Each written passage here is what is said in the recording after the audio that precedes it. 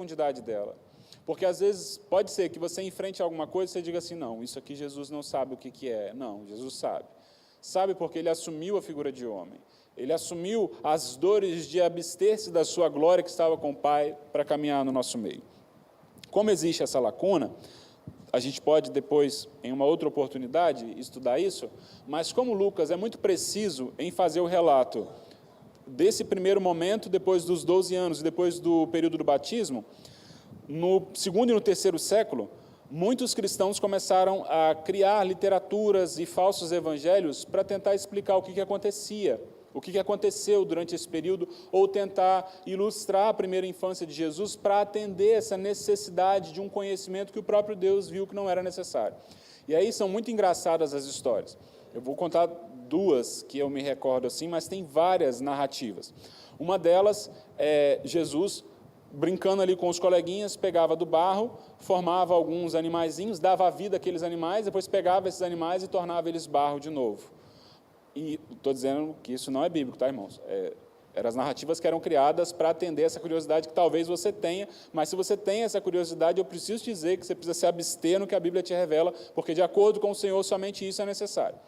Uma outra narrativa vai atribuir Jesus como se fosse um menino assim, muito levado, vamos colocar assim. Ele não participava de escolas comuns, como os outros coleguinhas participavam, e na única escola que ele entrou, ele tirou a vida de um professor e depois deu a vida para o professor de novo, para mostrar que era ele que mandava ali na situação. Todas as narrativas para ilustrar o Jesus criança eram basicamente assim. Tinha uma, e essa era de uma linhagem mais do povo árabe, que Jesus era uma criança que à noite tinha luz própria, ele resplandecia, era quase um super-herói da Marvel.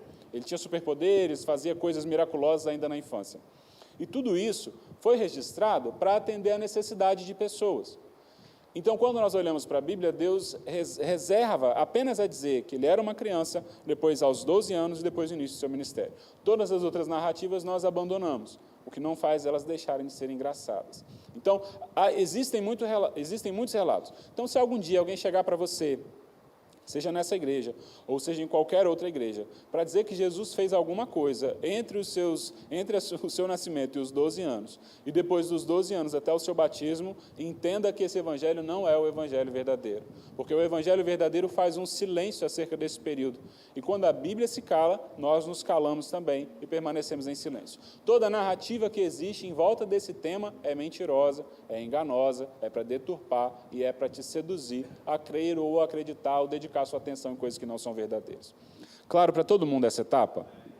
Então tá bom. Então a gente consegue descobrir aqui, eu separei 5 coisas que a gente tem certeza sobre esse primeiro momento aqui de Jesus. O primeiro momento dele é que ele foi uma criança exatamente como eu e você, totalmente normal, passou pelo período das fraldas, teve sua infância absolutamente normal, literalmente encarnou-se, fez-se carne, fez criança para depois se tornar um homem. A segunda coisa que a gente tem como confirmar pelos evangelhos é que ele aprende a profissão de seu pai. Isso nós vimos bem na escola bíblica dominical. A terceira coisa, e a quarta, eu vou misturar elas aqui, Jesus aprende algumas coisas enquanto homem. Você vai encontrar relatos de Jesus já adulto, tendo uma preocupação com as sinagogas e o participar no sábado junto com os mestres da lei. Isso acontece porque Jesus, ainda na sua infância, aprendeu a necessidade de conhecer o Antigo Testamento, a necessidade de orar, e ele recobrava isso dos apóstolos e dos discípulos com muita frequência, e a importância também do jejuar. Então, Jesus aprendeu com o seu pai e aprendeu com os judeus da época a forma que um homem devia se portar. Então, embora ele fosse Deus, encarnou-se e teve o mesmo processo de aprendizado que eu e você temos. Nós precisamos aprender a conhecer a palavra de Deus, nós precisamos aprender a orar, nós precisamos aprender a jejuar. Ah, pastor, mas ninguém precisa aprender a orar. Orar é só falar com Deus. Concordo com você, mas orar é falar com Deus entendendo que Deus não é alguém que está ali só para fazer as suas vontades. O maior motivo da oração é nós nos apresentarmos a Deus com as nossas limitações, com as nossas finitudes, com as nossas dores e as nossas angústias, para reconhecermos que nós somos pequenos. E, através disso, Deus nos conceder graça e poder que vem do alto para nós triunfarmos sobre o pecado. É para isso que nós oramos.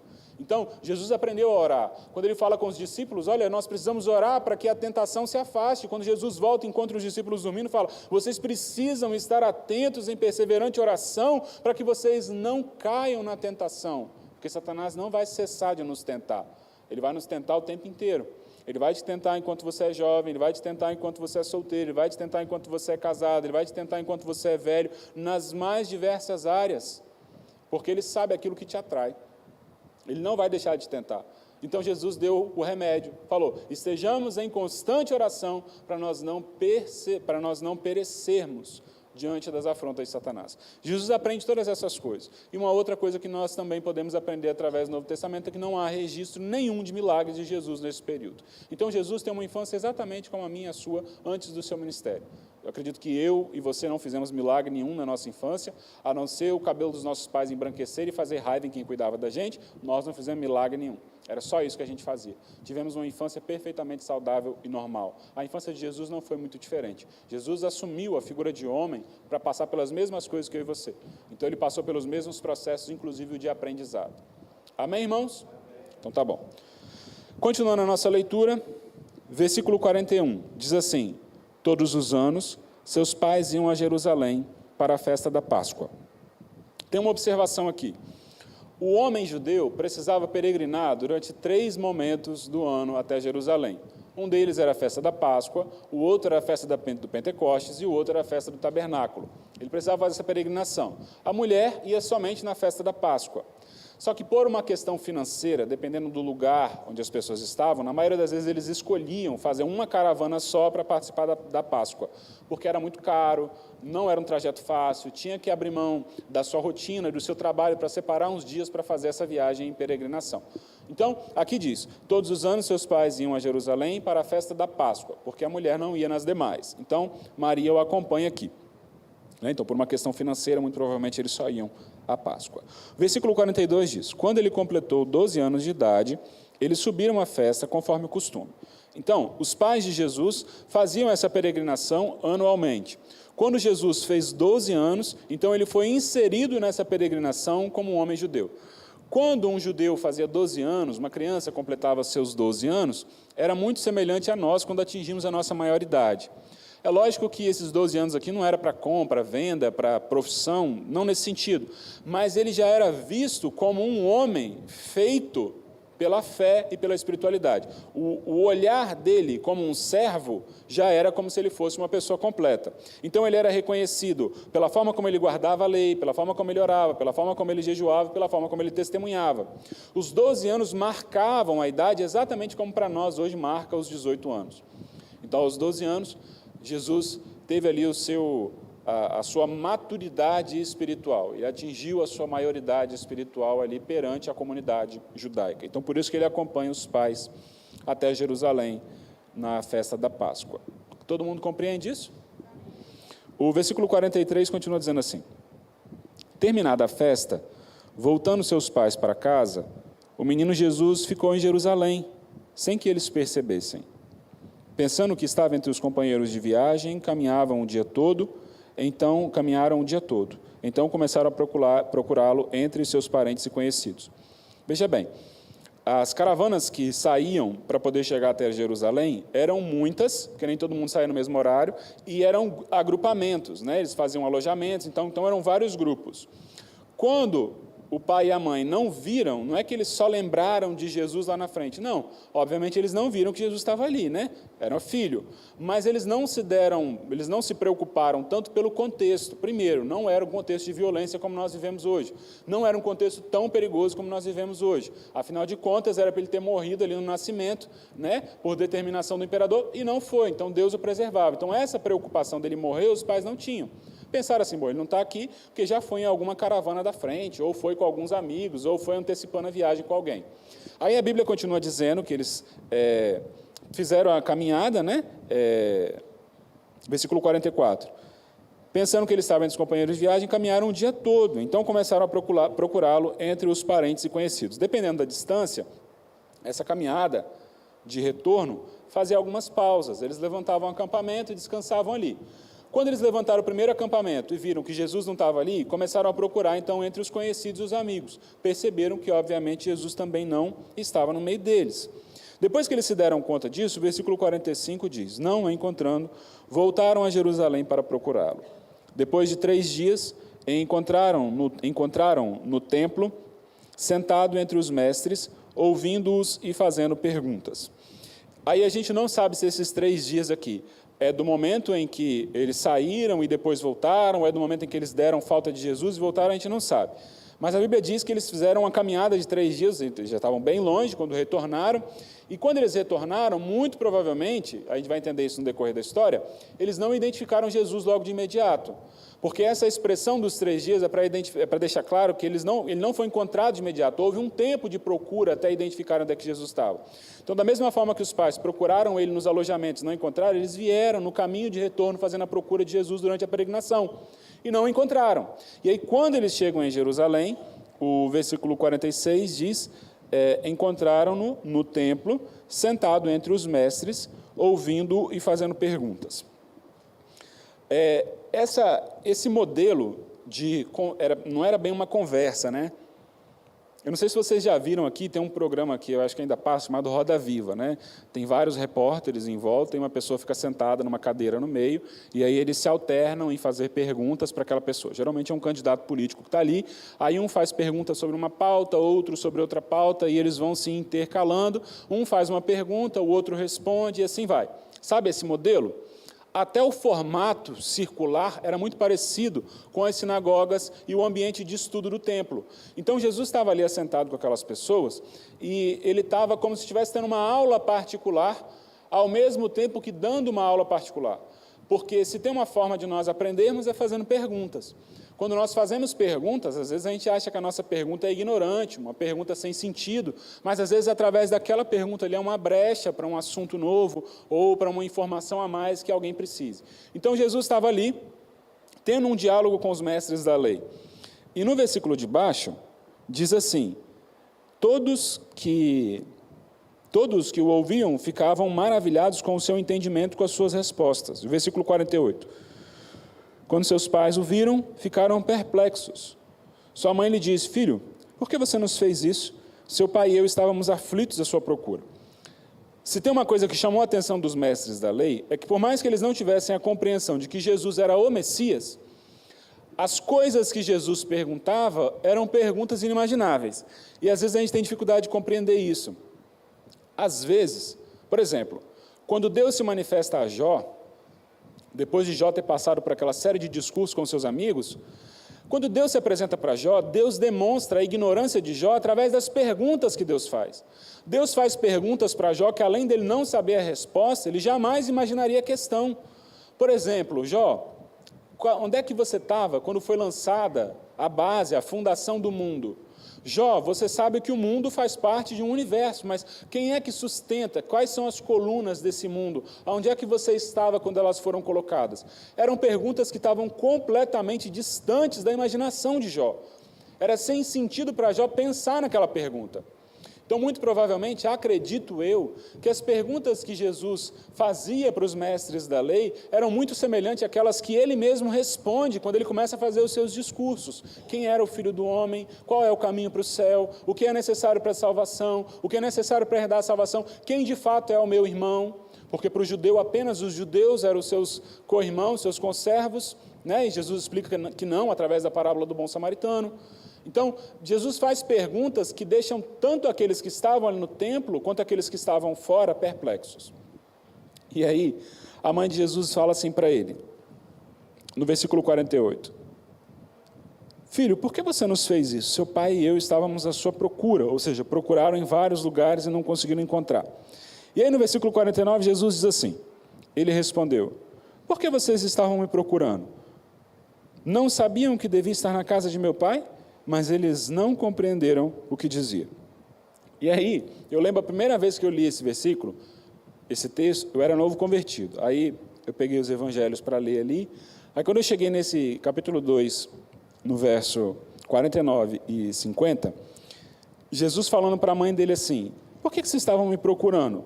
Não sabiam que eu devia estar na casa de meu pai? Eu, na primeira vez que eu li, eu pensei assim, rapaz, Jesus deu uma palavra aqui meio áspera na mãe dele, né? Deu uma resposta assim meio incisiva na mãe dele, né? Eu acho que se eu fizesse uma resposta assim com a minha mãe, ela ia abreviar a vida útil dos meus dentes. Mas Jesus fala isso aqui para a mãe dele e está tudo bem. Só que, lógico, eu tive essa impressão na leitura de um novo convertido. E aí eu me lembrei de uma história, e aí vai ficar fácil para vocês entenderem isso aqui, que é o seguinte, só Deus. Eu era criança, e aí minha mãe me levou numa dessas lojas que vendem roupa, ela foi comprar uma roupa para ela. Hoje em dia eu acho que não é tão comum não, mas naquela época era, na calçada assim, terem aquelas araras, sabe? Uma haste central com vários cabideiros em volta assim, muita roupa pendurada, sabe? E aí eu não sei por quê, porque cargas d'água, naquela época eu inventei uma mania de me esconder da minha mãe quando eu saía com ela. A gente saía e eu me escondia. Era logo na época que estavam sequestrando criança, então eu acho que eu achava graça de ver minha mãe assustada, só pode. Aí eu saí, a gente chegou na loja, aí quando eu percebi que minha mãe se interteu com o vendedor, não sei porquê, eu me enfiei no meio daquela arara, eu era bem pequenininho. Aí eu sentei ali no meio da arara, e depois de algum tempo minha mãe deu falta, né? Sumiu, aí começa a procura daqui, procura para lá. Eu era pequenininho, sentado no meio da arara. E cada vez que eu via a perna da minha mãe passando, aquilo ali me fazia rir numa quantidade, e eu dava gargalhada. E quando ela passava e gritava meu nome, então, nossa senhora. Aí, dali a pouco, ela entrou em desespero, aí pediu os vendedores para ajudar. E quanto mais o pessoal gritava, mais eu achava graça, sentado lá dentro. Aí, num determinado momento, quando minha mãe já tinha perdido as estribeiras, tinha cansado de gritar já, eu vi a perna dela vindo na minha direção. Aí eu fui e botei a cara para fora da arara, achei! Irmãos, a Bíblia fala assim, não aparteis a vara da correção dos vossos filhos, né? Rolou uma escola dominical reforçada lá em casa, viu? Mas o chinelo comeu firme naquele dia. Eu acho que é por isso que eu nunca esqueci dessa situação. Quando minha mãe veio, agora você imagina se eu boto a cara para fora da arara e falo assim, por que é que você está me procurando? Ah, irmão, eu tenho certeza que a chinelada seria ainda muito mais forte. Só que o que está acontecendo aqui com Jesus não é isso. O que Jesus está falando para a mãe dele, embora pareça isso, né, pareça que é uma palavra meio áspera, não é. O que Jesus está falando para a mãe dele, em outras palavras, é assim, mãe, aí eu vou ilustrar para você poder entender. Mãe, como é que eu nasci? Foi uma gravidez virginal. Eu sou um milagre desde o seu ventre. Mãe, quando eu era recém-nascido, não era para eu ter morrido pelo decreto do imperador? Mãe, a gente não teve que fazer diversas peregrinações para cumprir a palavra profética que era a meu respeito? Qual outro lugar eu estaria, se não na casa do meu pai, que é o templo? A pergunta de Jesus não é assim, por que você está me procurando? Não, a pergunta dele é assim, por que você me procurou em tantos lugares, se você sabia onde eu deveria estar? E eu estou aqui, que é a casa do meu pai. E aí no versículo de baixo ele diz assim, não sabiam que eu deveria estar na casa do meu pai? E esse não sabiam, né, cuidando das coisas do meu pai, na casa do meu pai, é que quando Jesus para ali, Jesus para ter uma conversa com aqueles que eram os mestres da lei. Não doutores, porque doutores depois de Atos vai ter uma conotação muito negativa, mas os mestres da lei daquela época.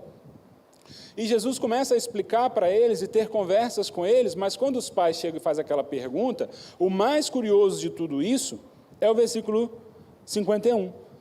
Quando depois, né, de Jesus ter dado essa resposta, o versículo 50 diz que os pais não compreenderam nada, e o versículo 51 diz, então, foi com eles para Nazaré, e era-lhes obediente. Eu gosto mais da tradução que diz que era-lhes submisso. Sua mãe, porém, guardava todas essas coisas em seu coração. O curioso aqui, no início da mensagem eu disse que a Bíblia não revela qual o momento em que Jesus toma consciência de que ele era o Verbo encarnado. A Bíblia não revela isso. Mas tem uma coisa que a Bíblia revela, é que os seus pais e a sua família não tiveram essa consciência. Nem mesmo na cruz, somente na ressurreição. Tem um determinado momento que a mãe e a família de Jesus se aproxima dele, querendo levar ele de volta para casa, como se ele estivesse fora de si. E o ministério dele já havia se iniciado. Querendo levar ele para casa como se ele estivesse tendo comportamentos que fossem anormais. E isso era injustificado, porque a mãe de Jesus teve, além da gravidez virginal, teve a visita dos pastores, teve o aparecimento de anjo, teve o testemunho do próprio Simeão, que reconheceu Cristo como o Salvador, teve todos esses testemunhos, mas ainda assim ela não compreendeu.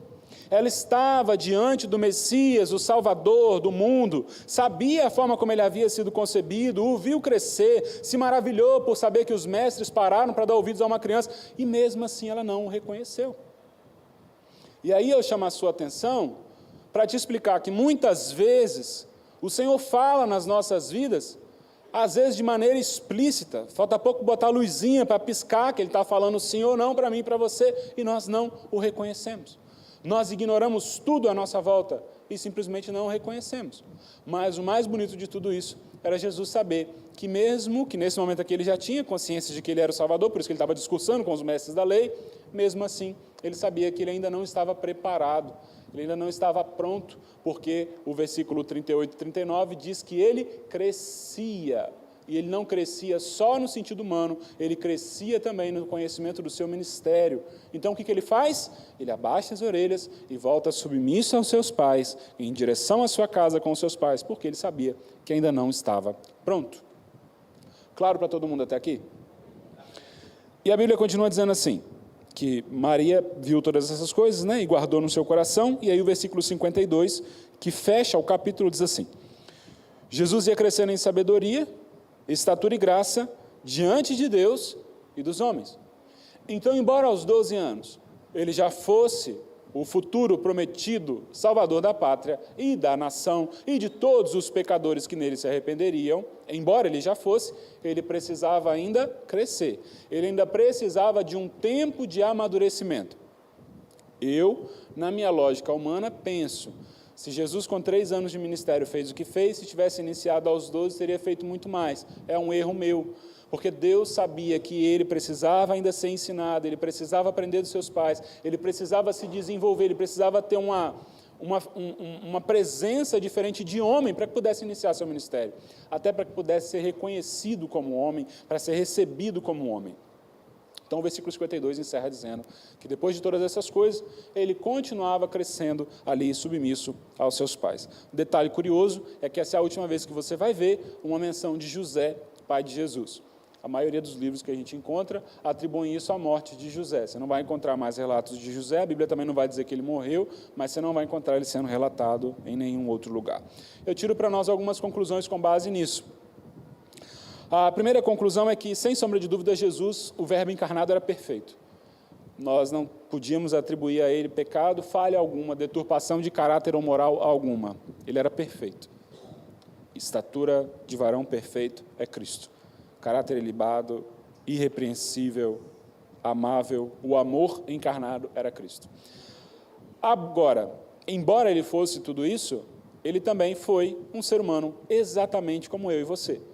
Passou pela gestação, foi concebido, passou pelo processo de aleitamento, as fraldas, foi ensinado pela mãe, ensinado pelo pai, aprendeu a lei, aprendeu a orar, aprendeu a jejuar, aprendeu a se consagrar, aprendeu a fugir das astúcias de Satanás, tomou consciência de quem ele era, e a consciência é o que nos separa dos animais, né? Nós não abandonamos os nossos feridos, nós não abandonamos os nossos enfermos, nós não deixamos de lado aqueles que não conseguem caminhar ou têm alguma fragilidade, porque Deus nos deu consciência. Então, nós manifestamos amor, misericórdia, comunhão, graça, perdão, através dessa consciência que Deus nos deu. Então, embora Cristo seja perfeito, todas as vezes que você se lembrar dele, lembra de uma criança nas fraldas, porque a criança na fralda tem uma vivência exatamente igual a de Jesus, o Verbo encarnado como homem. Então, quando você passar por alguma coisa que te aborrece, Jesus sabe. Passou por alguma coisa que te constrangeu, Jesus sabe. Causou dor, Jesus sabe. Se sentiu abandonado, Jesus sabe. Não à toa Deus diz que pode o pai e a mãe se esquecer do filho, todavia eu, Senhor, jamais me esquecerei de você. Amém, irmãos? A segunda conclusão que eu tiro é que Jesus, de fato, aprende a orar, a conhecer a palavra e se consagrar, mas ele aprende isso através do exemplo do seu pai. Então, você que é pai biológico, você que é pai por adoção, você que é homem, você que é mulher, você que talvez nem saiba, mas existem pessoas que olham para você e buscam um referencial. Ah, pastor, mas eu não quero ser referencial para ninguém. O problema é seu, você é e acabou. Você é referência no seu trabalho, querendo ou não. E aí, ai meu Deus, o que você faz com o nome da igreja lá dentro? Mas é um particular seu e Deus. Você é referência por onde você passa. Você é reconhecido por onde você passa. E você é exemplo para alguém por onde você passa. Então, todos nós precisamos adotar uma postura semelhante à de Cristo. É como se Cristo nos tomasse pela mão e dissesse assim: eu sei das suas dores, sei das suas aflições, sei das suas angústias, sei o quanto elas incomodam, mas ainda assim há necessidade de ter um caráter ilibado para que seja referência para aqueles que estão à sua volta. Você precisa ensinar as pessoas, não palavrões novos, mas a orar, a jejuar, a conhecer a palavra, a ter amor pela palavra.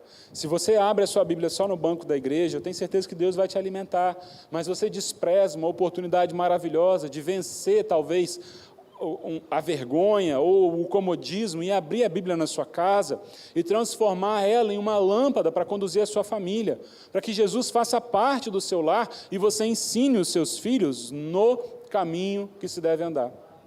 Ah, pastor, mas eu trago eles e elas para a igreja, para eles aprenderem o caminho, mas Deus não te mandou ensinar o caminho.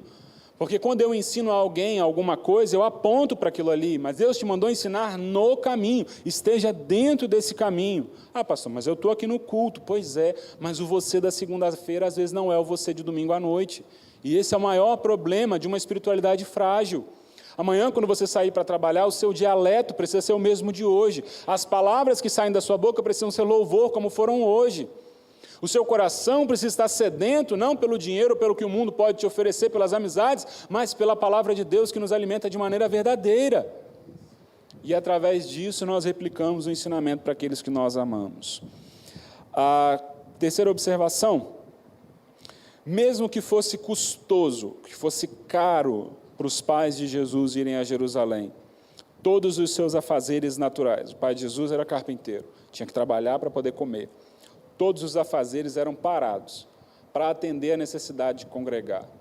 Não sei qual a importância que você dá para congregar, mas quando eu olho para Jesus, eu vejo uma vida que para pela necessidade de congregar. Então, reveja as suas prioridades. Talvez você está correndo atrás de muita coisa e você vai continuar correndo atrás sem nunca alcançar. Porque o que deve chamar a nossa atenção em primeiro plano é buscar o reino de Deus para que todas as coisas sejam nos acrescentadas, de acordo com a multiforme sabedoria de Deus. Então, dá uma observada aí nas suas prioridades. Será que você tem conseguido parar a sua vida para dedicar tempo ao congregar? Ou será que você está naquela outra recomendação, abandonando a sua congregação, como é costume de muitos? E você não abandona a sua congregação só faltando os cultos, não. Você abandona a sua congregação quando você escolhe que a sua vida financeira Cristo não deve participar e não a consagra. E não abençoa o local onde você congrega. Quando você não assume as responsabilidades de membro do lugar onde você está. Você abandona a sua igreja quando você está aqui dentro, mas a sua preocupação está em alguém que está lá fora, está em um serviço que está lá fora, está em um dinheiro, uma comida, um programa de televisão. Você abandonou, você está aqui em cerimônia de corpo presente, que a sua mente não está aqui, você abandonou a sua congregação. Você abandona a sua congregação quando você vem, quando você canta, quando você ri para todo mundo, você dá a mão para todo mundo, mas você não replica as coisas que você recebe aqui dentro, e você tem um comportamento que envergonha o Senhor.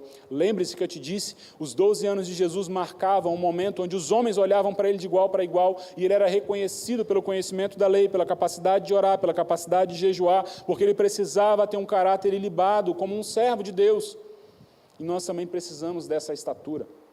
Jesus com 12, talvez eu e você com 30, 40 e 50, a vergonha ainda não chegou na cara, para a gente ter uma espiritualidade saudável, mas talvez hoje seja o dia da gente olhar para Jesus e falar assim: Senhor, eu sei que eu sou um miserável pecador, como diria Paulo. Paulo faz uma série de recomendações, e é um cântico que ele faz, ele vai dizendo: eu sou pecador, eu sou miserável, eu sou transgressor, eu não sou merecedor de nada, e o final do cântico de Paulo é um grito de exclamação: miserável homem sou, mas glória a Deus que me salvou, e que me alcançou no lamaçal do pecado, e me trouxe para a luz, e me lavou, porque ele me remiu, e ele me tornou alvo como a neve.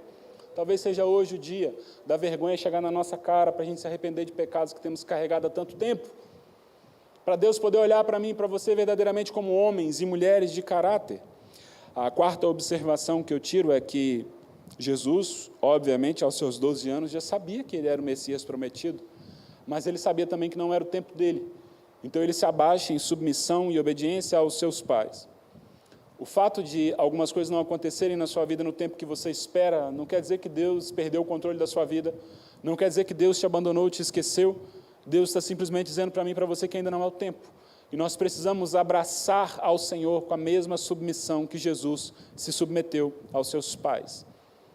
Mesmo sendo o Senhor, se fez servo e se fez humilde diante dos seus pais. Ele podia dar uma aula para os seus pais sobre vida, sobre salvação, sobre espiritualidade. Ele escolheu o caminho da submissão. Quando a rebeldia bater a porta do seu coração, quando a raiva bater a porta do seu coração, mas isso acontece com A, com B, dá certo para todo mundo, só dá errado para mim. Concordo com você que pode estar dando errado para você e talvez esteja dando errado só para você. Mas eu discordo de você se você pensa que isso acontece porque Deus te desamparou. Não. Deus tem preparado o nosso caráter e Ele sabe que a dor é um instrumento extremamente pedagógico para mim e para você. Não tem nada que nos ensine de maneira mais rápida do que a dor. Duvida? A criancinha está ali brincando com a tomada. Aí mexe, enfia o dedinho para lá, enfia o dedinho para cá. No primeiro choque que ele tomar, ele vai pensar 2 vezes antes de colocar o dedo. Porque o aprendizado pela dor é muito mais rápido. Infelizmente, nós somos assim e temos esse desvio de caráter. Nós aprendemos com a dor muito mais rápido. Então, muitas vezes, o próprio Deus fecha portas, fecha janelas, encerra oportunidades, tranca as coisas para que a gente possa parar e possa entender que não são as coisas desse mundo que nos levam à salvação. E aí nós abrimos mão de tudo como os pais de Jesus faziam e voltamos a nos preocupar com o congregar. Esteja submisso à vontade e à palavra de Deus. Enquanto você for submisso a essa vontade e a essa palavra, você não vai se perder. A outra observação é que, essa eu já falei, né? Maria e a própria família de Jesus, mesmo com todos os eventos miraculosos que aconteceram, desde a gestação, não se deram conta de que Jesus era o Messias. Só após a ressurreição. Talvez eu e você estejamos esperando acontecer alguma coisa muito grande na nossa vida, para a gente imaginar ou se alegrar porque Deus nos chamou. Se tem uma coisa que precisa alegrar o seu coração todos os dias, é que Cristo te amou e Ele estendeu as mãos para você, para te tirar do lamaçal do pecado, que te conduziria ao inferno. Ele parou a sua vida, te lavou, te limpou, e hoje Ele está à direita de Deus Pai Todo-Poderoso. Assentado no alto sublime trono? Não. De acordo com o Apocalipse, Ele está como um cordeiro que foi morto, ensanguentado, e nesse sangue havia purificação para mim e para você. É isso que deve alegrar o meu e o seu coração. Se isso não alegra o meu e o seu coração, arrependa-se diante do Senhor. Senhor, eu estou aqui porque eu não consigo me alegrar em saber que eu sou salvo. Então eu estou aqui para pedir perdão ao Senhor, porque quando eu faço isso, eu negligencio o teu sacrifício no Calvário. Eu negligencio as tuas pisaduras pelas quais eu fui sarado. Eu negligencio o sacrifício vivo diante de Deus, que era perfeito. Mas por que Cristo era o sacrifício perfeito? Porque Ele era exatamente como eu e você. Ele era homem exatamente como eu e você. Um animal levava ali o pecado de forma temporária, agora um homem por outro homem, uma vida por outra vida, e Ele leva de maneira perfeita o sacrifício que nos traz a paz. E a última conclusão que eu tiro para você é que todos nós, do primeiro ao último banco e aqueles que acompanham de casa, precisamos desse mesmo Cristo, que nos conhece, que sabe das nossas dores, que sabe quem nós de fato somos, e acima de tudo isso, nos aponta o caminho. Independente da situação que você esteja hoje, do lugar que você esteja hoje, Cristo anseia, estendendo a mão para mim e para você, que nós possamos abraçar essa mão e Ele apontar para mim e para você o caminho que nós devemos seguir. Está cansativo? Está pesado? Está cansado? Está triste? Lança sobre Ele os teus fardos, porque Ele diz: vinde a mim, todos aqueles que estão fracos, cansados e oprimidos, e eu vos darei alívio. Amém, irmãos? Vamos nos colocar de pé e orar agradecendo ao Senhor. Quando você chegar em casa hoje, faz mais uma leitura de Lucas capítulo 2. É um capítulo muito importante para o Evangelho de Lucas, tem muitos acontecimentos importantes ali.